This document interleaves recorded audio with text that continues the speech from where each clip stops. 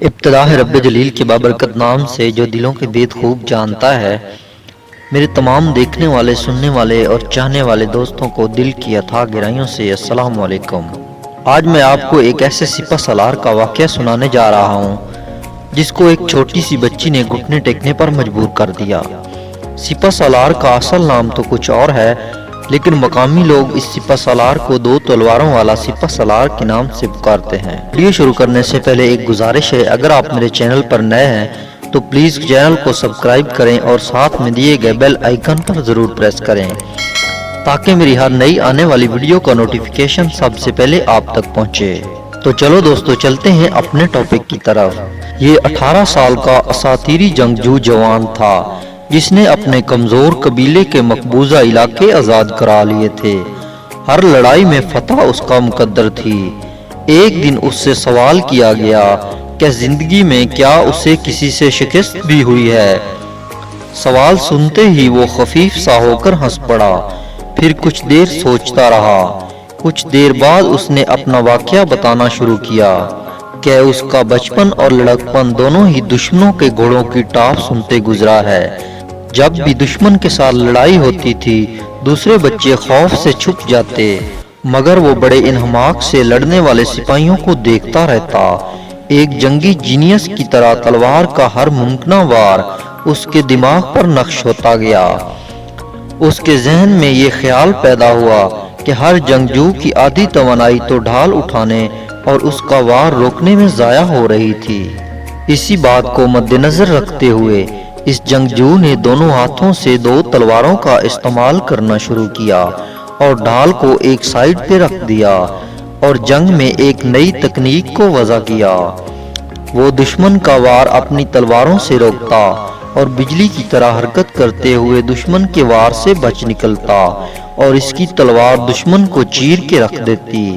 ایسا لگتا جیسے اس کے جسم میں بجلی بھری ہو۔ پہلی ہی جنگ میں اس نے دشمن کا تختہ الٹ کے رکھ دیا۔ وہ جنگوں پہ جنگیں لڑتا رہا، یہاں تک کہ پورے خطے میں اس کی دہشت پھیل گئی۔ اس کی دہشت اور بہادری کے قصے ہر طرف سنائی دینے لگے۔ انہی دنوں میں اس کے گھر والوں نے اس کی شادی کر دی۔ اس قبیلے میں عورت سے نرمی سے بات کرنا ناپسندیدہ فعل سمجھا جاتا تھا، اس لحاظ سے اس کی بیوی کو اس سے ڈرنا چاہیے تھا، کیونکہ اس کی دہشت اور بہادری سے تمام قبیلے کے لوگوں میں اس کی دہشت اور خوف تھا، کیونکہ وہ تمام قبیلے کا سپہ سالار اور سردار تھا۔ نہ جانے کیوں جب وہ اپنی بیوی سے غصے میں بات کرتا تو اس کی آنکھوں میں اس کو بغاوت نظر آتی۔ انہی دنوں میں سپہ سالار کے ہاں ایک بیٹی پیدا ہوئی۔ بیٹی آہستہ آہستہ بڑی ہوتی گئی۔ اس دوران اس نے اپنی بیٹی کو چھوا تک نہیں۔ ایک شام سپہ سالار تھکا ہارا سو رہا تھا کہ اچانک ایک ناموس لمس سے اس کی آنکھ کھل گئی۔ اسے یوں محسوس ہوا جیسے کسی نے اس کی ناک کو پکڑ رکھا ہے۔ دو تلواروں والا سپہ سالار خوف کے مارے ہڑبڑا اٹھا۔ اچانک وہ کیا دیکھتا ہے کہ اس کی بیٹی نے اس کی ناک کو بڑی مضبوطی سے پکڑ رکھا ہے۔ سپہ سالار کی کوشش کے باوجود اس ننھی گڑیا نے اس کی ناک نہ چھوڑی۔ پھر اس نے اپنا منہ اپنے باپ کے منہ کے ساتھ جوڑ لیا۔ سپہ سالار کو چھوٹی گڑیا کے منہ سے ایک دلفریب مہک آئی۔ اس کے لمس سے ایک عجیب سی مسرت اس کے رگو پے میں اترتی چلی گئی۔ زندگی میں پہلی بار اس کے پتھریلے دل میں ایک کونپل پھوٹ پڑی۔ ہڑبڑاتے ہوئے سپہ سالار نے بے خیالی میں اپنی ایک انگلی گڑیا کے دو ننھے دانتوں کے نیچے رکھ دی اور پھر چیخ اٹھا۔ ایسا لگتا تھا جیسے ننھی پری نے خود کو نظر انداز کیے جانے کا بدلہ لے لیا ہو۔ پھر وہ سپہ سالار کے کان پکڑ کر بستر پر کھڑی ہو گئی۔ کافی دیر وہ اپنے سنگ دل باپ سے کھیلتی رہی۔ پھر اچانک گڑیا کو بھوک لگ گئی۔ اس کے ساتھ ہی اس نے طوطے کی طرح آنکھیں پھیر لیں۔ سپہ سالار نے اس کو لبھانے کی لاکھ کوشش کی، لیکن روتی ہوئی غضبناک گڑیا نے پے در پے سپہ سالار کو کئی تھپڑ رسید کر دیے۔ حیرت زدہ سپہ سالار گڑیا سے پٹتا رہا۔ اس کی ذہین بیوی یہ سب کچھ دیکھ رہی تھی اور وہ جان چکی تھی کہ اب پتھر میں جونک لگ چکی ہے اور اب تمام حساب بے باک کرنے کا وقت آ گیا تھا۔ ابھی کچھ ہی دن گزرے تھے کہ سپہ سالار کے کچھ مہمان آئے ہوئے تھے۔ بیوی کی غلطی پر سپہ سالار نے مہمانوں کے سامنے اپنی بیوی کو سختی سے ڈانٹا، اور بیوی بھی شاید اسی انتظار میں تھی۔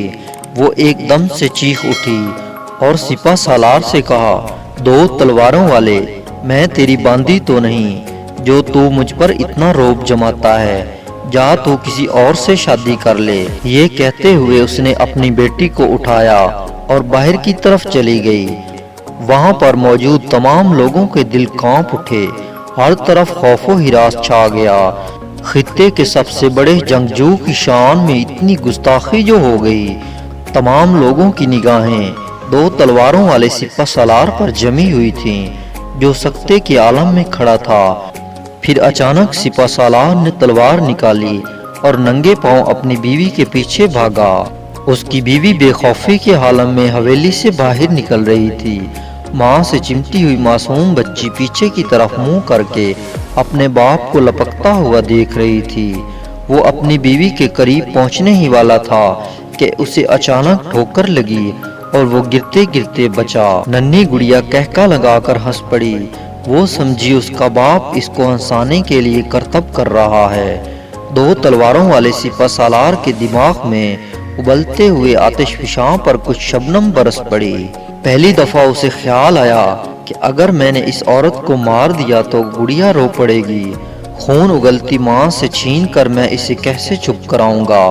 پھر اسے وہ سارا واقعہ یاد آیا کہ جب اس کو بھوک لگی تھی تو کیسے اس نے آنکھیں پھیر کر اپنے باپ کو پیٹا اور لپک کر اپنی ماں کے پاس چلی گئی تھی۔ سپہ سالار کی بیوی تیز تیز چلتی جا رہی تھی۔ دو تلواروں والا سپہ سالار یہ سوچتے ہوئے غصے کے عالم میں اس کے پیچھے پیچھے جا رہا تھا کہ اس کمزور لڑکی کی اتنی مجال کہ وہ میرے سامنے اس طرح سے بکواس کرے، اور چلتے چلتے سوچنے لگا کہ کوئی ایسا طریقہ بھی نہیں جس سے وہ اپنی بیٹی کو تکلیف دیے بغیر اس عورت کو سزا دے سکے۔ آخر کار اس کے ذہن میں یہ سوچ آئی کہ جب اس کی بیٹی بڑی ہو جائے گی تو وہ اپنی بیٹی کو اپنے ساتھ ملا لے گا اور اس عورت کو بڑی سے بڑی سزا دے گا۔ پھر اسے دوبارہ یاد آ گیا جب اس کی بیٹی کو بھوک لگی تھی تو کیسے اس نے اپنے باپ کو پیٹا تھا اور اپنی ماں کی طرف لپک گئی تھی۔ پھر وہ سوچنے لگا کہ بیٹیاں تو ہوتی ہی ماں کی ہیں، وہ ہر وقت تو ماں کے پاس ہوگی، تو میں اسے اس کے خلاف کیسے کروں گا۔ آخر کار سپہ سالار کو سمجھ آ گئی کہ اگر اس کی بیوی چاہے تو اس کی بیٹی کو اس کے خلاف کر سکتی ہے۔ زندگی میں پہلی بار سپہ سالار نے ہتھیار ڈالنے کا سوچا۔